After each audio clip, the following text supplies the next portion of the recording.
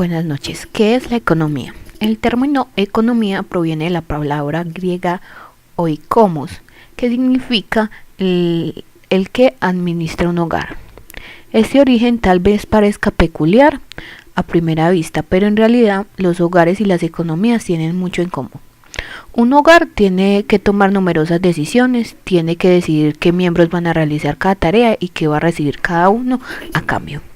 ¿Quién hará la comida? ¿Quién hará la colada? ¿Quién se tomará la merienda, el trozo de tarta que ha sobrado? ¿Quién elegirá el programa de televisión que van a ver? En suma, el hogar tiene que distribuir sus recursos escasos entre sus distintos miembros, teniendo en cuenta la capacidad, los esfuerzos y los deseos de cada uno de ellos. La sociedad tiene que tomar, al igual que un hogar, numerosas decisiones. Tiene que decidir qué trabajos se realizan y quiénes lo realizarán. Necesitan algunas personas para trabajar la tierra, otras para hacer la ropa y otras para diseñar programas informáticos. Una vez que se ha asignado a los individuos, así como la tierra, los edificios y las máquinas, a las diversas tareas, también tienen que asignar los bienes y servicios que estos producen. Tienen que decidir qué comerán, quién comerá caviar y quién patatas, quién conducirá un Mercedes y quién irá en autobús. El problema económico. Estas decisiones presentan en síntesis el problema económico. Toda sociedad tiene que responder a 3 preguntas. ¿Qué bienes y servicios se deben producir? ¿Cómo se deben producir estos bienes y servicios? ¿Quién debe recibir los bienes y los servicios que se han producido?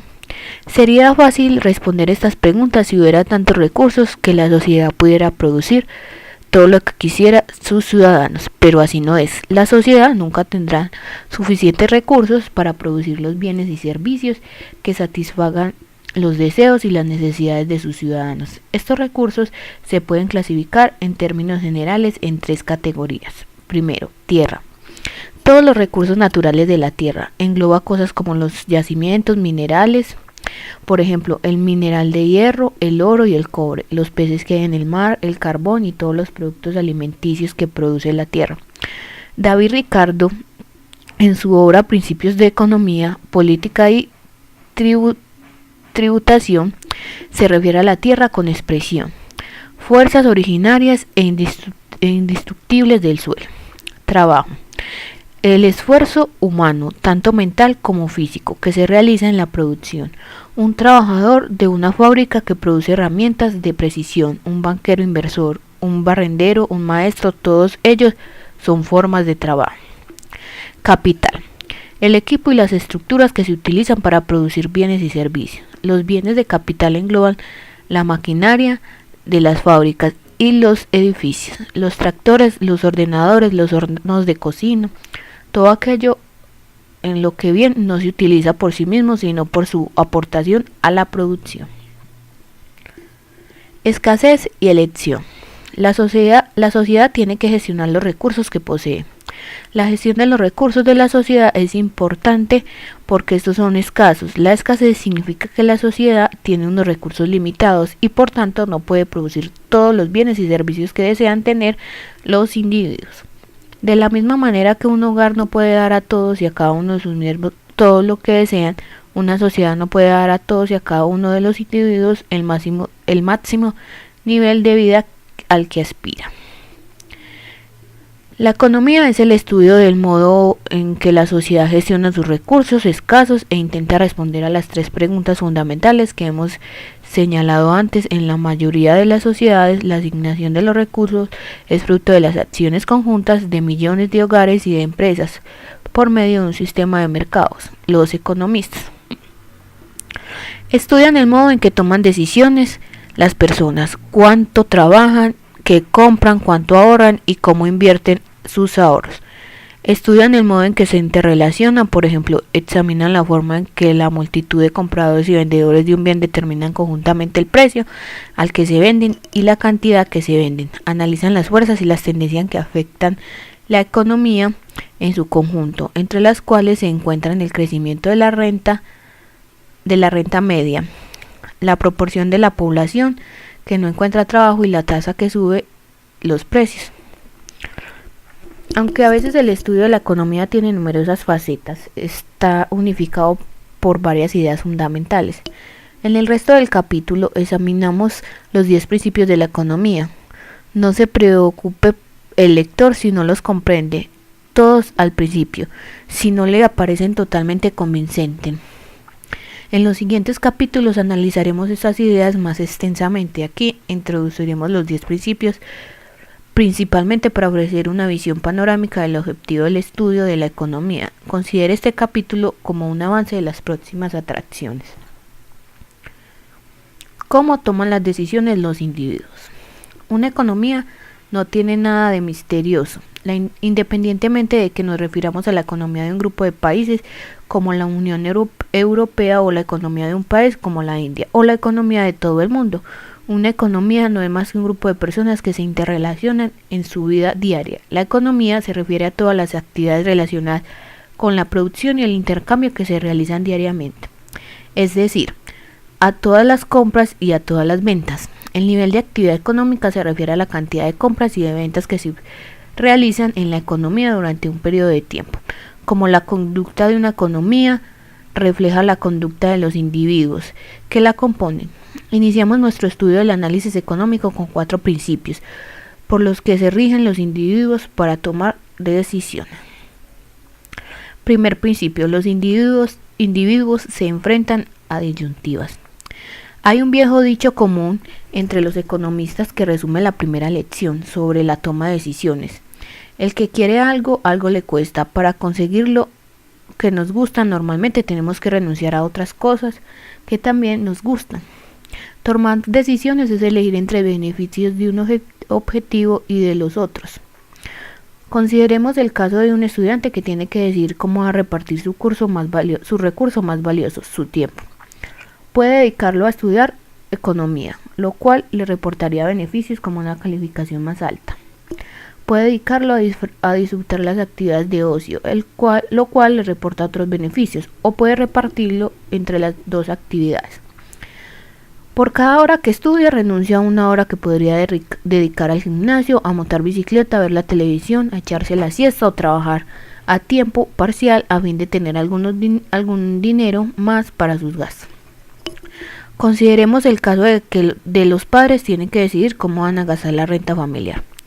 Pueden comprar alimentos, ropa o unas variaciones familiares, o pueden ahorrar una parte de esa renta para cuando se jubilen, o quizás para ayudar a sus hijos a comprar una casa o un apartamento cuando crezcan. Cuando deciden gastar €1 más en uno de estos bienes, tienen €1 menos para gastar en algún otro. Cuando los individuos se agrupan en sociedades, se enfrentan a diferentes tiempos de disyuntivas. La clásica es la disyuntiva entre el gasto en defensa y el gasto en alimentos. Cuanto más gastamos en defensa nacional para proteger a nuestro país de los agresores extranjeros, menos podemos gastar de los bienes de consumo. Para mejorar nuestro nivel de vida. En la sociedad moderna también es importante la disyuntiva entre un medio ambiente limpio y un elevado nivel de renta. La legislación que obliga a las empresas a reducir la contaminación eleva el costo de producción de bienes y servicios. Al ser más alto el coste, estas acaban obteniendo menos beneficios, pagando unos salarios más bajos, cobrando unos precios más altos o las tres cosas a la vez. Por tanto, aunque la legislación sobre la contaminación es beneficiosa,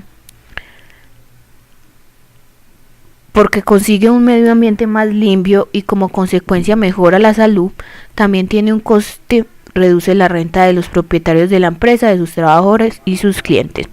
La sociedad también se enfrenta a otra disyuntiva entre la eficiencia y la equidad. La eficiencia significa que la sociedad extrae lo máximo posible, dependiendo de cómo se defina eso. De uno de sus recursos escasos. La equidad significa que los beneficios de estos recursos se están distribuyendo equitativamente entre los miembros de la sociedad. En otras palabras, la eficiencia se refiere al tamaño de la tarta económica y la equidad al modo en que se reparte esta. Estos dos objetivos entran a menudo en conflicto cuando se elabora una política económica. Consideremos, por ejemplo, las medidas cuyo objetivo es conseguir una distribución más igualitaria del bienestar económico. Algunas de ellas, como el sistema de seguridad social o el seguro de desempleo, tratan de ayudar a los miembros de la sociedad más necesitados.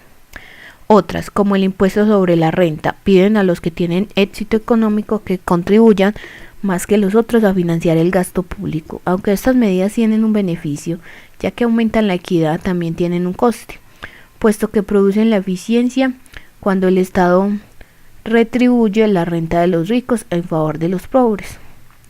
Reduce la retribución por trabajar arduamente, por lo que los individuos trabajan menos y producen menos bienes y servicios. En otras palabras, cuando el Estado trata de partir la tarta en trozos más iguales, esta disminuye. El reconocimiento de que los individuos se enfrentan a disyuntivas no nos indica por sí solo qué decisiones tomarán o qué deberán tomar. Un estudiante no debe dejar de estudiar economía simplemente porque así tendrá más tiempo para el ocio. La sociedad no debe dejar de proteger el medio ambiente simplemente porque la legislación que lo regula reduce nuestro nivel de vida material. Los pobres no deben dejarse de lado simplemente porque sí se les ayuda. Se distorsionan los incentivos para trabajar. No obstante, es importante reconocer las disyuntivas que plantea la vida, ya que es probable que los individuos tomen decisiones únicamente si comprenden qué opciones tienen. Segundo principio: el coste de una cosa es aquello a lo que se renuncia para conseguirla. Como los individuos se enfrentan a disyuntivas para tomar decisiones, tienen que comparar los costos y los beneficios de las diferentes opciones posibles. Sin embargo, en muchos casos el coste de una opción no es tan evidente como parece a primera vista. Consideramos, por ejemplo, la decisión de estudiar o no en la universidad. El beneficio es el enriquecimiento intelectual y la mejora de las oportunidades laborales durante toda la vida. Pero ¿cuál es el costo? Para responder a esta pregunta, a lo mejor tenemos la tentación de sumar el dinero que gastamos en matrículas, libros, alojamientos, manutención. Sin embargo, este total no representa realmente aquello a lo que renunciamos para estudiar en un año de la universidad. El primer problema de esta respuesta es que incluyen algunas cosas que no son realmente costos de estudiar en la universidad. Aunque una persona dejara de dedicarse exclusivamente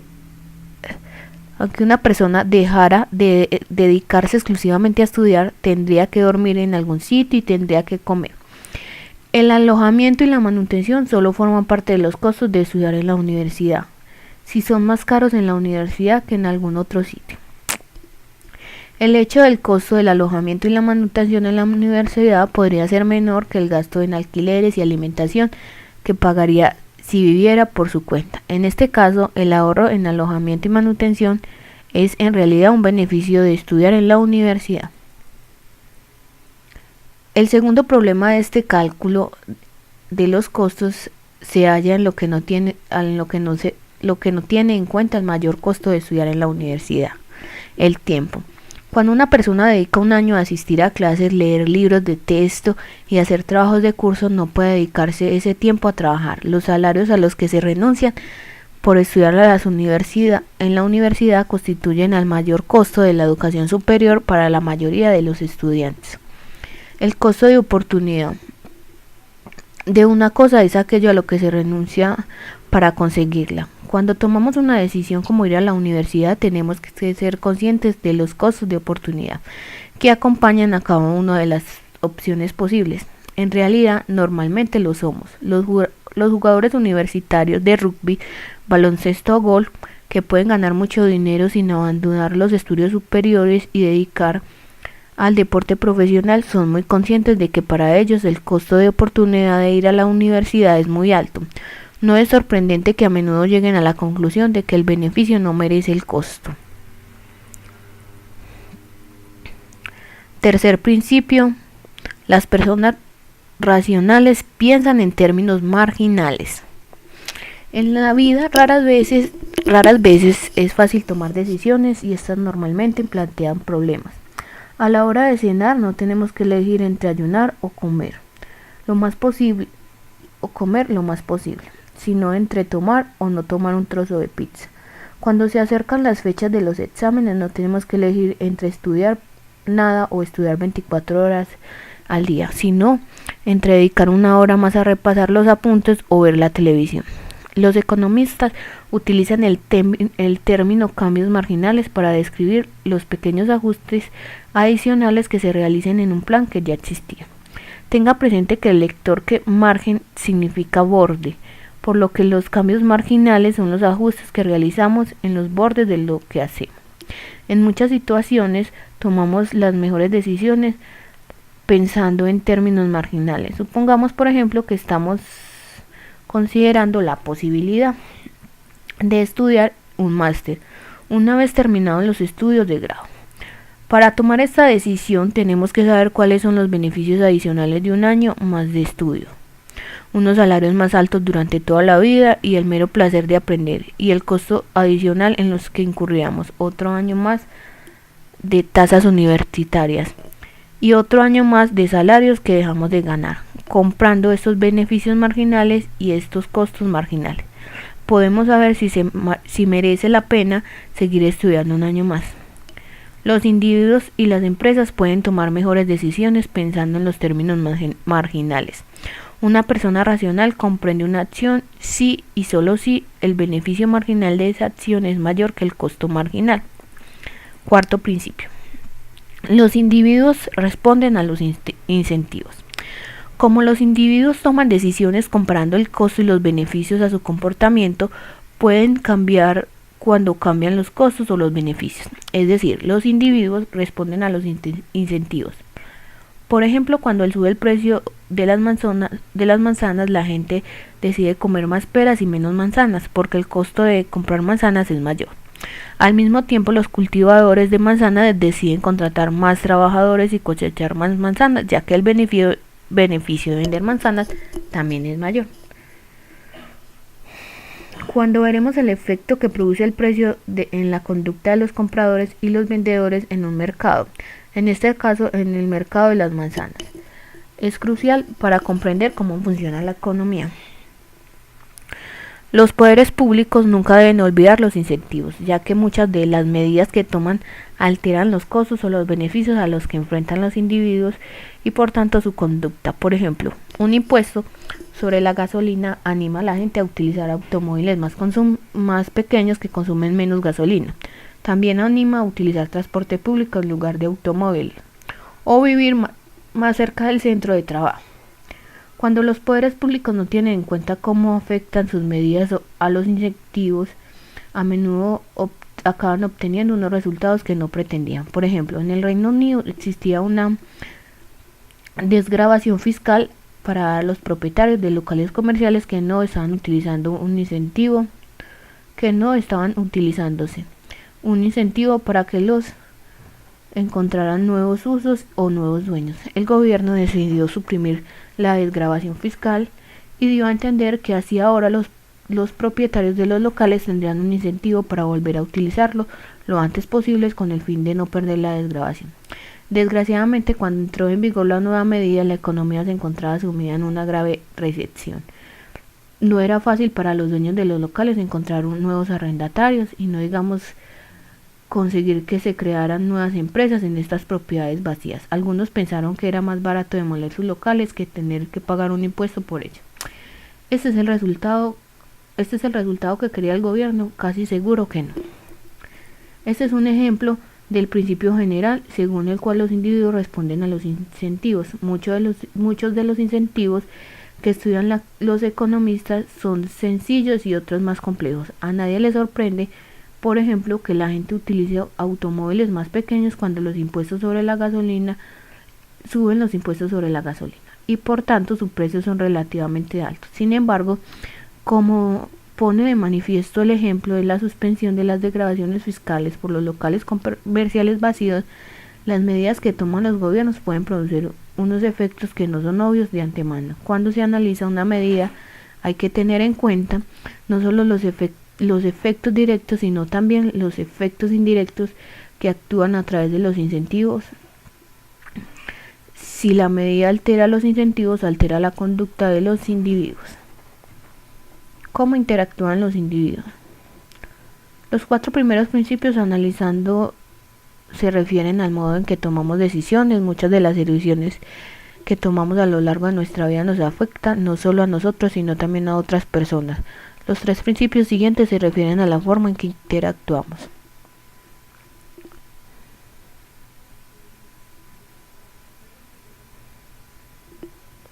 Quinto principio, el comercio puede mejorar el bienestar de todo el mundo. Estados Unidos y China son competidores de Europa en la economía mundial. Es cierto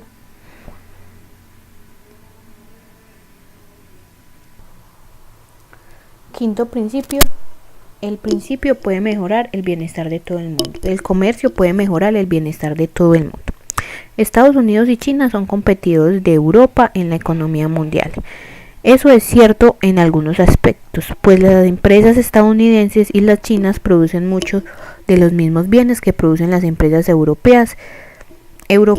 Los fabricantes de juguetes compiten por los mismos clientes en el mercado de juguetes. Los cultivadores de frutas compiten con los mismos clientes en el mercado de frutas. Sin embargo, es fácil cometer un error cuando se piensa en la competencia entre países. El comercio entre Europa y Estados Unidos y China no es como una competición deportiva, en la que uno de los equipos gana y el otro pierde. Un juego de suma cero. En realidad ocurre lo contrario. El comercio entre dos economías puede mejorar el bienestar de las dos. Para ver por qué, observemos cómo afecta el comercio a nuestra familia.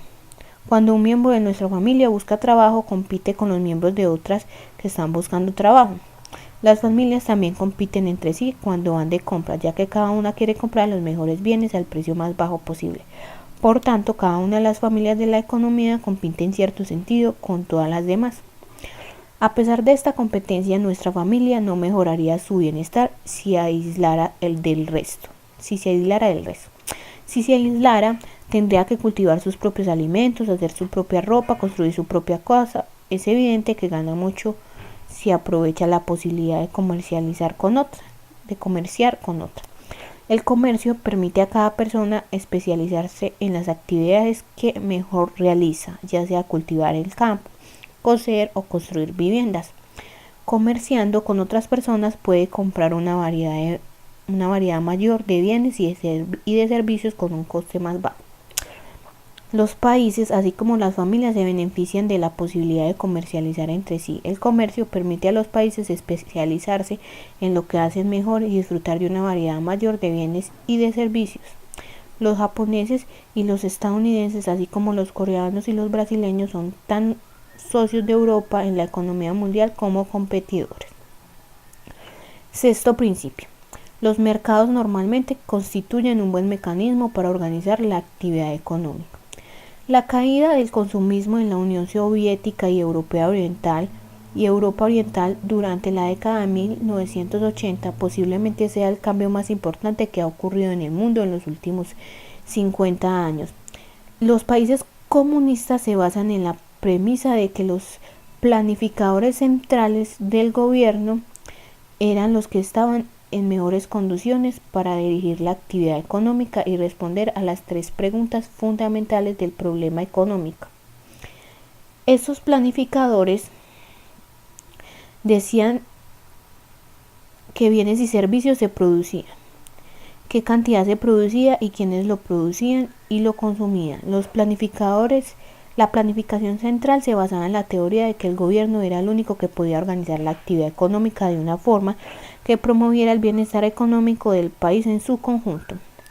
Actualmente, la mayoría de los países que tenían una economía basada en sistemas de planificación central como Rusia, Polonia, Angola, Mozambique y la República Democrática del Congo ha abandonado ese sistema y está tratando de desarrollar economías de mercado. En una economía de mercado, las decisiones del planificador central son sustituidas por la decisión de millones de empresas y de hogares. Las empresas deciden a quién contratar y qué producen. Los hogares deciden en qué empresas trabajan y qué compran con sus rentas. Estas empresas y hogares interactúan en el mercado, en el cual los precios y su interés personal orientan sus decisiones. El éxito de la economía de mercado es desconcertante a primera vista. Al fin y al cabo, una economía de mercado nadie tiene en cuenta el bienestar económico de la sociedad en su conjunto. En los libres mercados hay muchos más compradores y vendedores de numerosos bienes y servicios, y a todos les interesa principalmente su propio bienestar. Sin embargo, a pesar de que las decisiones se toman de una manera descentralizada y de que los que toman buscan su propio provecho, los economistas de mercado han demostrado ser capaces de organizar con notable éxito la actividad económica de una forma que promueve el bienestar económico general. Uno de nuestros objetivos de este libro es comprender la magia de la mano invisible de Adam Smith. Cuando el lector estudia economía verá que los precios son el instrumento con el que la mano invisible dirige la actividad económica. Los precios reflejan tanto el valor que tiene un bien para la sociedad como el coste que tiene para ella producirlo. Para los hogares y las empresas observan los precios cuando deciden lo que van a comprar y a vender. Tienen en cuenta sin saber los beneficios y el costo social de sus actos. Por lo tanto, los precios ayudan a estos agentes económicos a obtener unos resultados que en muchos casos maximizan el bienestar de la sociedad en su conjunto. Séptimo principio. El Estado puede mejorar a veces los resultados del mercado. Si la mano invisible del mercado es tan maravillosa, ¿por qué necesitamos al Estado? Una de las respuestas es que la mano invisible necesita al Estado para protegerlo. Los mercados solo funcionan si se hacen respetar los derechos de propiedad. Un agricultor no cultivaría nada si se espera que le roben la cosecha, y un restaurante no serviría almuerzo si no tiene la seguridad de que los clientes no se irán sin pagar. Todos recurrimos a la policía y a los tribunales que pone a nuestra disposición el Estado para que velen por nuestros derechos sobre las cosas que producimos.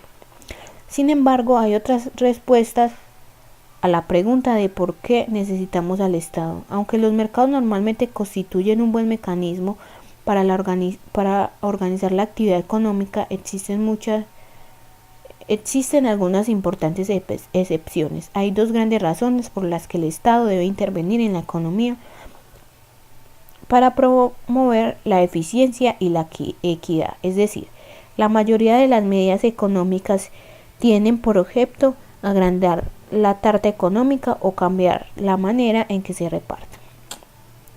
Aunque la mano invisible a menudo lleva a los mercados a asignar los recursos eficientemente, no siempre es así. Los economistas utilizan el término fallo del mercado para referirse a las situaciones en las que el mercado no asigna eficientemente los recursos por sí solo. Una de las causas posibles de los fallos del mercado son las externalidades, que son efectos que producen los actos de una persona en el bienestar de un tercero, a la que no le compensan por ello.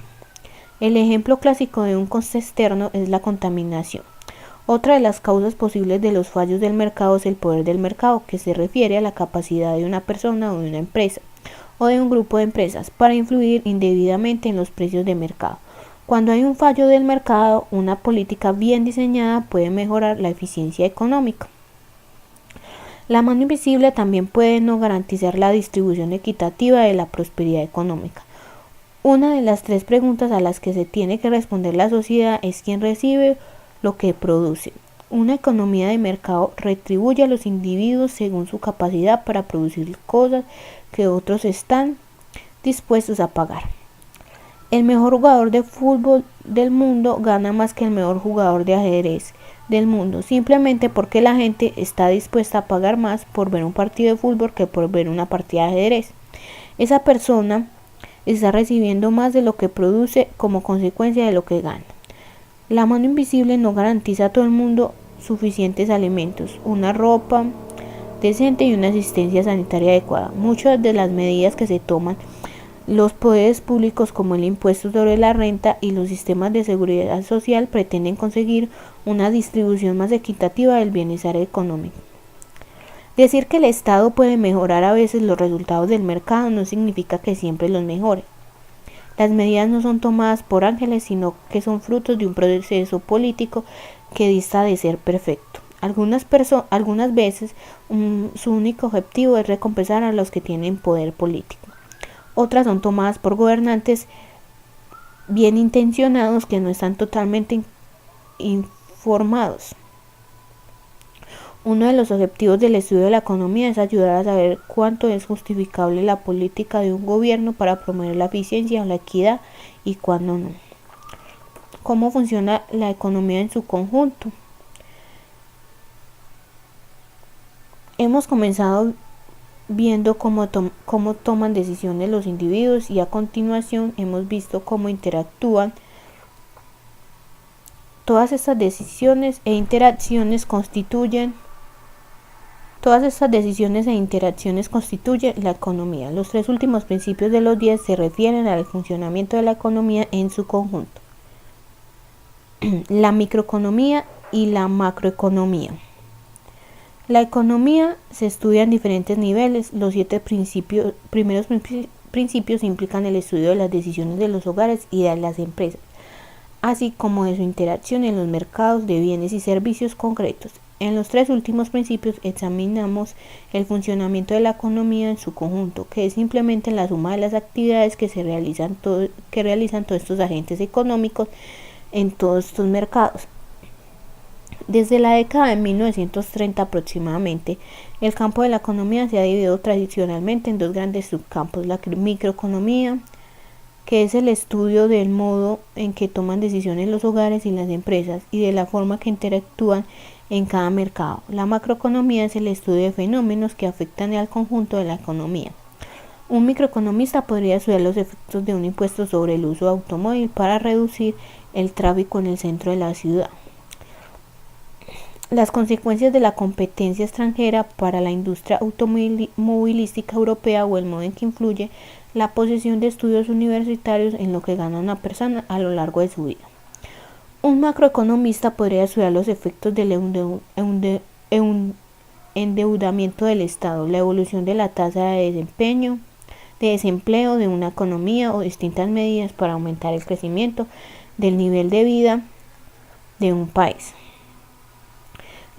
La microeconomía y la macroeconomía están estrechamente relacionadas entre sí, como los cambios de la economía agregada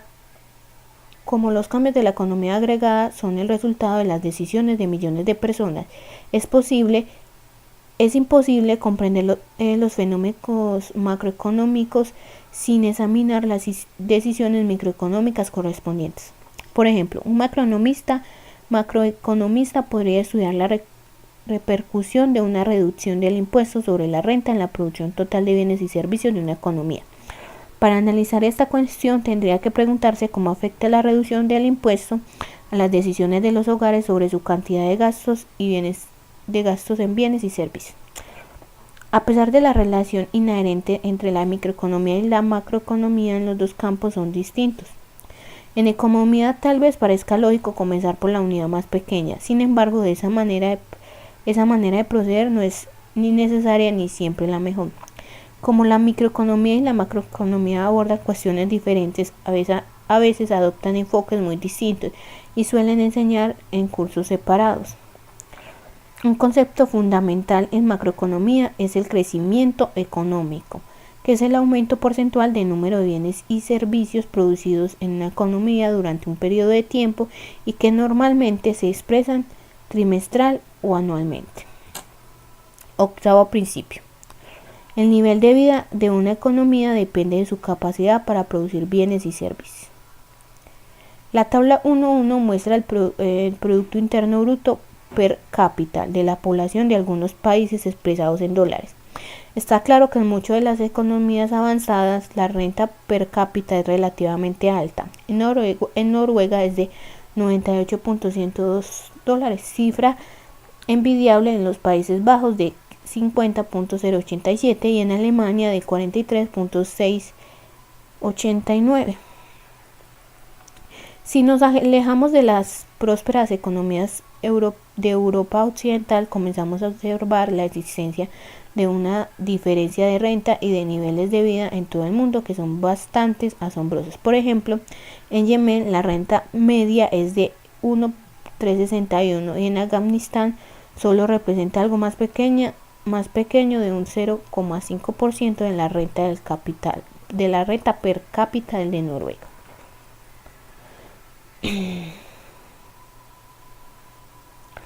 Como cabría esperar, esta enorme diferencia de renta media se refleja en algunos otros indicadores de la calidad de vida y del nivel de vida. Los ciudadanos de los países de renta alta tienen mejor nutrición, mejor asistencia sanitaria y mayor esperanza de vida que los ciudadanos de los países de renta baja, así como más televisores, más artilugios y más automóviles. El nivel de vida también varía significativamente a lo largo del tiempo. En los últimos 5 años, el crecimiento económico ha sido de alrededor de un 4.68% al año. En Albania, de alrededor de un 10.5% al año en China. Pero en Letonia la economía se ha contraído en torno a un 1.4% durante este mismo periodo de tiempo. ¿A qué se deben estas grandes diferencias entre los niveles de vida de los distintos países y de las distintas épocas? La respuesta es sorprendentemente sencilla. Casi todas las diferencias entre los niveles de vida son atribuidas a las diferencias entre los niveles de productividad de los países, que es la cantidad de bienes y servicios producidos con cada hora de tiempo de un trabajador. En los países en los que los trabajadores pueden producir gran cantidad de bienes y servicios por unidad de tiempo, la mayoría de las personas disfrutan de un elevado nivel de vida. En los países cuyos trabajadores son menos productivos, la mayoría de las personas llevan una asistencia más precaria. Asimismo, la tasa de crecimiento de la productividad de un país determina la tasa de crecimiento de su renta media.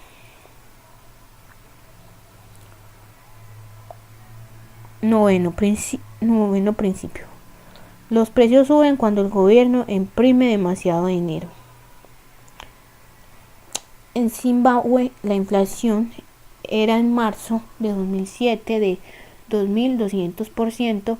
Eso significaba que un bien cuyo precio era equivalente a de 2.99 zimbabueses en marzo de 2006 valía el 65.78. Solo 12 meses más tarde, en febrero de 2008, la inflación era, según la estimación, de 165.000%. 5 meses más tarde era de 2.200%. En 2008 el gobierno emitió un billete de 100.000 millones. En ese momento, con él solo se podía comprar una barra de pan. Según las estimaciones de la inflación existente de Zimbabue, en julio de 2008 la tasa de crecimiento de los precios era de 231 millones%.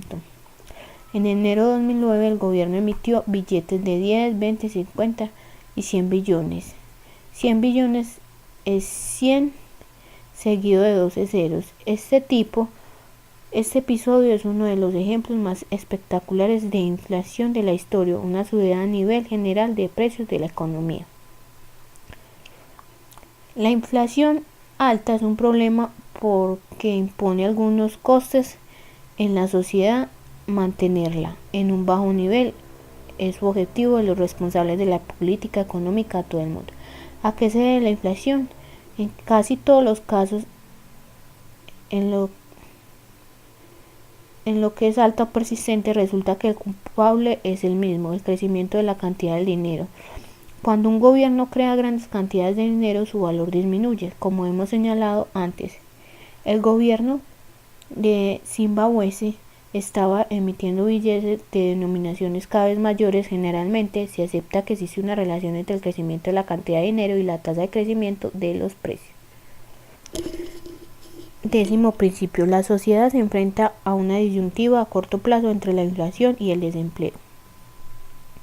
Cuando el gobierno aumenta la cantidad de dinero que hay en la economía, uno de los resultados es la inflación.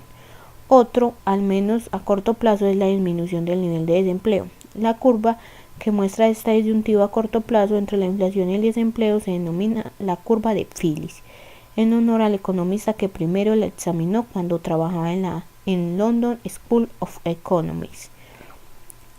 La curva de Phillips sigue siendo un tema controvertido para los economistas, pero actualmente la mayoría acepta la idea de que la sociedad se enfrenta a una disyuntiva a corto plazo entre la inflación y el desempleo. Eso significa sencillamente que en un periodo de 1 o 2 años muchas medidas económicas influyen en la inflación y el desempleo en sentido contrario.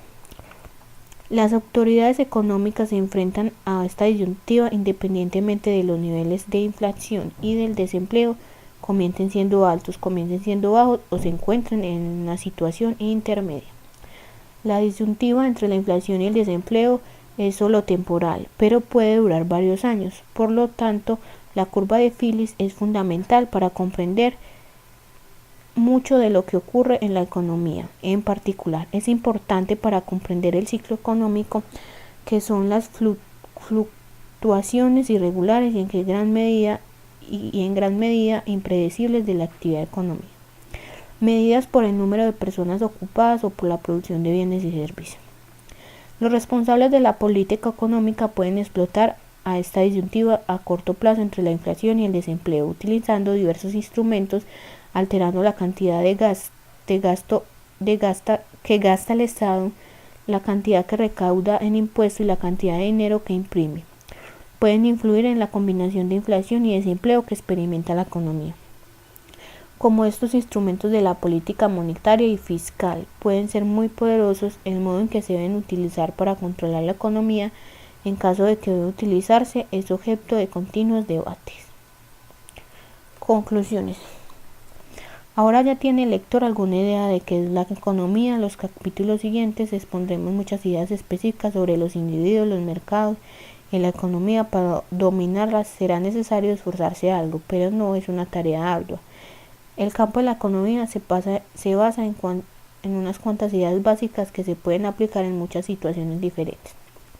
A lo largo de este libro volveremos a referirnos a los 10 principios de la economía destacados en este capítulo y resumidos en la tabla 1-2, que se puede considerar que son los elementos básicos para estudiar la materia. El lector deberá tenerlos presentes. Incluso el análisis económico más sofisticados se realizan utilizando los 10 principios aquí presentados.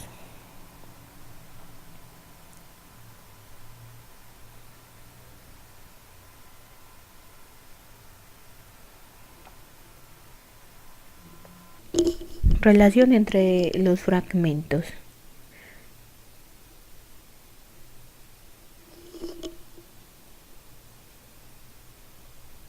Bueno, todas las lecturas se relacionan en que la oferta y la demanda, así como el dinero y la política monetaria, son instrumentos de la economía.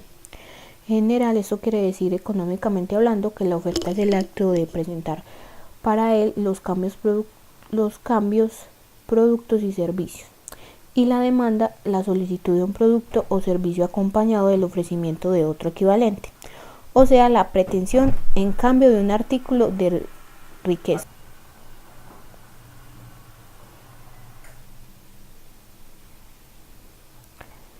Bueno, la demanda representa la necesidad y la oferta la producción. Por eso, aquella es la que jala e impulsa esto. Todo aumento de la demanda produce el desarrollo de la industria que nos ayuda a la economía, y esta se detiene o desaparece cuando la demanda disminuye. La demanda es también más general que la oferta, porque cada uno siente muchas necesidades y produce un solo artículo. Así que se dice que las cuestiones económicas deben resolverse siempre desde el punto de vista del consumo. La relación entre la oferta y la demanda es la que determina el precio de los productos en el mercado. El crecimiento de la oferta, consecuencia de los progresos industriales, reduce los precios y la mayor cantidad de la demanda, que significa la extensión de las necesidades, los eleva. Los efectos de ambas se concilian, porque con la baja de los precios coinciden la disminución de los gastos del producto y el aumento de la demanda, y con la subida de aquellos se produce un estímulo a la industria, que da lugar al aumento de la oferta. La libre acción de la oferta y la demanda es lo que se llama concurrencia o competencia, y es una de las leyes que regulan el cambio y la producción, por consiguiente, los bienes económicos.